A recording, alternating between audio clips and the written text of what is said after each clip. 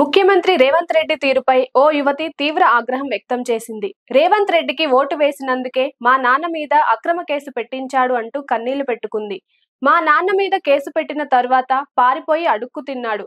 ఇప్పుడు మా భూముల దగ్గరికి వస్తే నీ అంతు చూస్తాం అంటూ ఘాటుగా స్పందించింది. కొడంగల్ ప్రాంతంలో రాజకీయ వేడి పెరుగుతుండగా ఈ ఘటన ప్రస్తుతం చర్చనీయాంశంగా మారింది. మా భూముల జోలికి వస్తే ఒక్కొక్కడికి భూములు ఇవ్వడం కాదు, అంతు చూపిస్తాం.